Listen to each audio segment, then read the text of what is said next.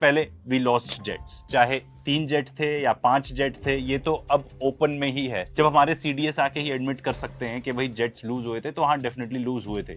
एक French intelligence report तो ये भी बताती है कि कम से कम एक राफेल था। एंड किसी भी कॉम्बैट जोन में फर्स्ट टाइम है कि एक राफेल गिरा है। ऑपरेशन सिंदूर के दौरान चाइना लाइव इनपुट्स के साथ पाकिस्तान को हेल्प कर रहा था, और ऐसा तो जो हमारे डेप्यूटी आर्मी के चीफ हैं वो ही बता चुके हैं। एंड ये तो रिसेंट ही न्यूज है कि चाइना ने लॉन्च किए और सैटेलाइट्स, जिससे जो पाकिस्तान की कैपेबिलिटी है ऑब्जर्वेशन की वो और बढ़ जाएगी। तो भाई बेसिकली अब तो और भी ज्यादा डेटा उनको खुद ही मिल जाएगा। ऑन दी अदर हैंड हमारी कोई भी ऐसी पर्टिकुलर कैपेबिलिटी नहीं है। एंड ये हम पहले भी बता चुके हैं कि चाइना की ये जो कैपेबिलिटी है स्पेस से मॉनिटर करने की, this is better than anyone else, किसी से भी बेहतर है। अगर आप यूएस और यूरोप दोनों की कैपेबिलिटी कंबाइन भी कर दो ना, तो वो भी उतनी अच्छी नहीं है जितनी चाइना की कैपेबिलिटी है स्पेस से मॉनिटर करने की। इससे क्या फायदा होगा यू मे आस्क? अगर आपका ओपोनेंट जरा भी कुछ मनूवर करेगा तो आपको पहले ही पता चल जाएगा। जेट्स टेक ऑफ तो दूर की बात है, अगर वो अपनी मिसाइल इधर से उधर भी शिफ्ट करेगा तो भी आपको पता चल जाएगा कि वो क्या करने वाला है। इंडिया आइसोलेट हो जाएगा डिप्लोमेटिकली। वैसे भी ऑपरेशन सिंदूर के दौरान एक भी देश नहीं आया था हमारे सपोर्ट में। एक एग्जांपल आप इससे भी ले लो कि हम कितने डिपेंडेंट हैं दूसरे देशों पर,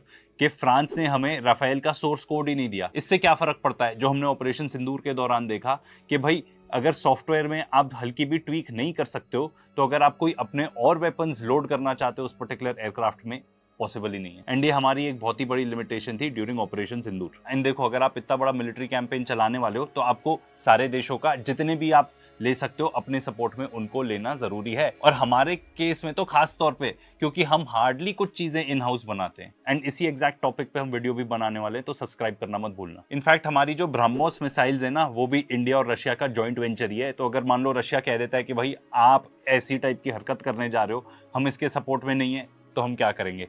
Pakistan on the other hand, उसको पूरा सपोर्ट मिलेगा, क्योंकि अग्रेसर तो हम होंगे, वो थोड़ी होगा। एंड पाकिस्तान के पास है चाइना। वैसे भी China 80% of Pakistan defence equipment supply करता है, तो वो एकदम ही रिलायबल सप्लायर रहेगा for all sorts of spares या जो भी मटेरियल रिक्वायर्ड रहेगा उसके लिए। चाइना तो बहुत हेविली इन्वेस्टेड है into Pakistan. Belt and road initiative के बारे में तो सुना ही होगा। एंड अगर आप ऑपरेशन सिंदूर के बारे में बात करो तो 3 कंट्रीज थी जिन्होंने आके फुल्ली सपोर्ट किया पाकिस्तान को, Turkey, Azerbaijan end of course China. And इस चीज के बारे में तो सीडीएस जनरल चौहान ने भी वार्न किया था। इनफैक्ट उन्होंने ये बताया था कि ये पाकिस्तान, चाइना, बांग्लादेश इकट्ठे हो गए हैं तो ये इंडिया के लिए एक थ्रेट हो सकता है, या एटलीस्ट इंडिया के सिक्योरिटी इंटरेस्ट में तो नहीं है। एंड ऑफ कोर्स जब आप जाके इस टाइप का अटैक करोगे तो न्यूक्लियर का रिस्क तो है ही है। अब भाई ऑपरेशन सिंदूर के दौरान भी तो यही हुआ। अब भाई वो लोग जो भी हैं जो बोलते हैं कि भाई हम उससे नहीं डरेंगे, न्यूक्लियर की धमकी, न्यूक्लियर की धमकी, अरे भाई न्यूक्लियर धमकी देने के लिए ही बनाया है उन्होंने। किसी भी देश ने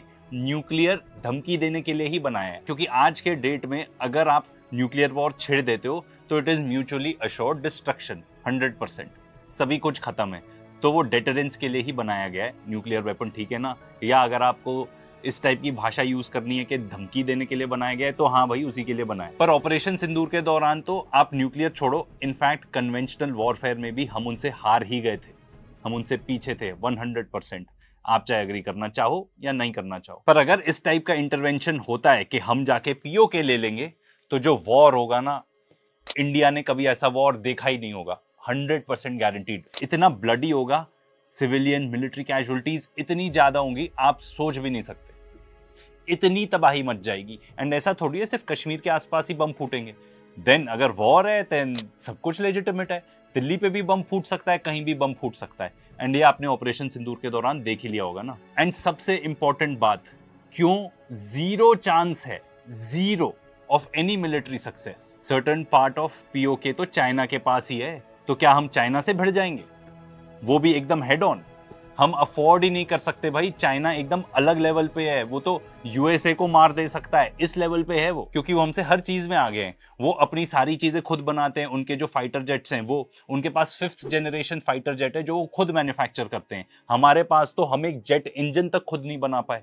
स्पेस टेक में वो लोग इतने आगे हैं, मैंने आपको ऑलरेडी बता ही दिया उसके बारे में। एआई में इतने आगे हैं, उनके पास जो मिसाइल्स का आर्सनल है वो भी हमसे बहुत ही ज्यादा सुपीरियर है। एंड हम कहाँ हैं उनके आगे? ऑनेस्टली बिल्कुल भी नहीं है। उनके पास तो 2 साल में एक आर्मी ऑफ रोबोट्स तैयार हो जाएगी, तो रोबोट लड़ने आएंगे। दैट इज ऑफ कोर्स अगर हम कभी भी ऐसा सोचें या डिसाइड करें कि ऐसा हमको कुछ मिलिट्री एक्शन लेना है, पीओके लेना है, तो our country will be doomed. इसके बारे में कोई दो राय नहीं है। देखो, इजराइल अफोर्ड कर सकता है ये सब करना, क्योंकि वो अटैक डॉग है वेस्टर्न एलाइज का, ठीक है ना। वो बना ही इस चीज के लिए, एंड वो बेसिकली एक्सटेंशन है of US empire, and last phase है कॉलोनाइजेशन का, एंड इसी वजह से उसको सारे वेस्टर्न एलाइज सपोर्ट करते हैं। इसीलिए इंडिया और इजराइल का तो कोई कंपैरिजन ही नहीं है, मत करो, दोनों देश बहुत ही अलग हैं। अब ये तो बात हम मिलिट्री की कर रहे हैं, डिप्लोमेटिकली आप सोचो क्या होगा।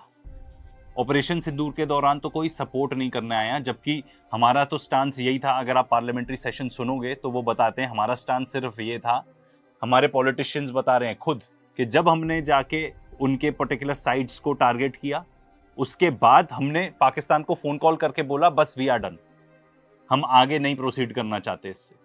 That was our particular stance, ठीक है, हम लोग यही चाहते थे। अध्यक्ष महोदय, 7 मई 2025 को हमले माने 1:35 के तुरंत बाद भारतीय डीजीएमओ ने हॉटलाइन संदेश के माध्यम से पाकिस्तान के डीजीएमओ यानी डायरेक्टर जनरल मिलिट्री ऑपरेशन से संपर्क किया और टेरर इंफ्रास्ट्रक्चर के खिलाफ हमारे हमले के रेशनल और मेथोडोलॉजी के बारे में पूरी जानकारी दी और यह तथ्य भी बताया ये हमले एस्केलेटरी नेचर वाले नहीं थे, माने इसको हम आगे नहीं बढ़ाना चाहते।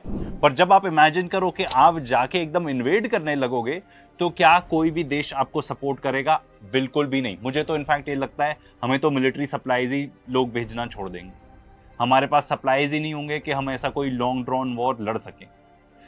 बहुत चांसेस हैं कि हमारे साथ ट्रेड ही करना बंद कर दें, वो कहेंगे कि भाई नहीं करना, हमारी इकोनॉमी कोलैप्स हो जाएगी। सैंक्शंस भी लग सकते हैं, आप रशिया का ही एग्जांपल ले लो, पर रशिया और इंडिया का भी कोई कंपैरिजन नहीं है। उनके पास है ऑयल एंड गैस, इतना बड़ा देश है, अपना ऑलमोस्ट सारा डिफेंस इक्विपमेंट वो खुद बनाते हैं, एंड उनके पास एक बहुत ही लेजिटिमेट रीजन है यूक्रेन को इन्वेड करने का। कोई डाउट हो तो ये वीडियोस बनाए हैं, 2 पार्ट सीरीज जरूर चेकआउट करना। मतलब हमारे लिए अगर मान लो सैंक्शंस लगते हैं, हमारे साथ देश ट्रेड करना छोड़ देते हैं, तो भाई हमारे लिए तो डिजास्टर ही हो जाएगा। And let me tell you, अगर इतना आसान होता ना पीओके लेना, तो कभी ना कभी कहीं ना कहीं कोई हमारे यहाँ देश से ही अटेम्प्ट कर चुका होता। और फिर से इजराइल से ही कंपैरिजन ले लें, वो हमास को नहीं हरा पा रहे हैं, गाजा इतनी छोटी सी जगह है और वो एक मिलिशिया ही है, एंड इजराइल को पूरी हेल्प मिलती है अपने फौफौ से to do whatever they want. और गाजा में वैसे भी जो भी कुछ अंदर जाता है बाहर आता है सब कुछ तो इजराइल ही कंट्रोल करता है, फिर भी जाके वो इन्वेड नहीं कर पाए ना। एंड देखो कोई कंपैरिजन ही नहीं है, हम यहाँ पे किसकी बात कर रहे हैं? हम बात कर रहे हैं पूरी फुल फ्लेजेड आर्मी की,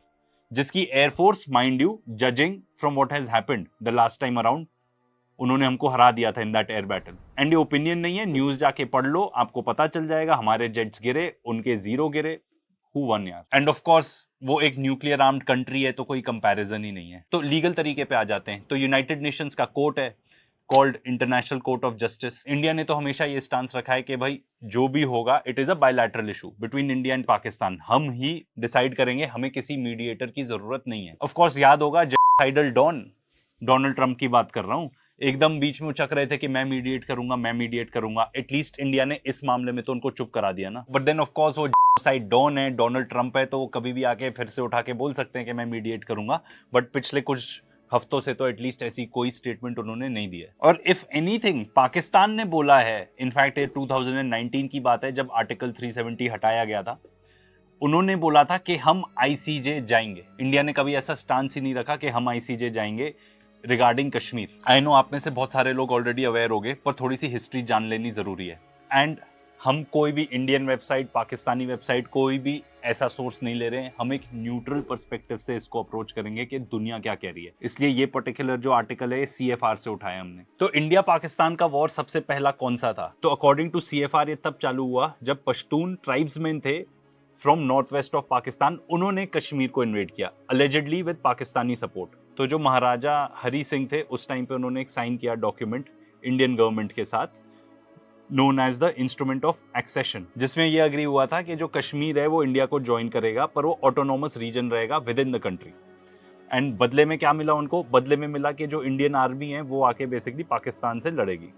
तो इंडिया ने एक्सेप्ट किए वो टर्म्स, इंटरवीन किया उन्होंने कश्मीर में, पाकिस्तान के साथ वॉर हुआ, 1 साल ऑलमोस्ट लड़ाई हुई, फिर दोनों देशों के बीच में यूनाइटेड नेशंस ने ब्रोकर किया सीज फायर। उस टाइम पे जहां जहां भी आर्मीज आई थी LOC वहां पे ड्रॉ हो गया।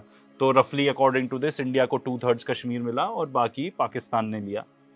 एंड चाइना ने भी कुछ पार्ट उसका क्लेम कर लिया 1950s में। पर जो ओरिजिनल सीज फायर था उसमें बात थी एक रेफरेंडम की कि कश्मीरीज डिसाइड करेंगे कि भाई रीजन का स्टेटस क्या होना चाहिए, पर ये रेफरेंडम कभी हुआ ही नहीं। तुम लीगल जी तो दोस्तों मज़ीद वीडियो के लिए आप माशा वाला दोस्तों वाला फ्लैश वाला मिस्टर वाला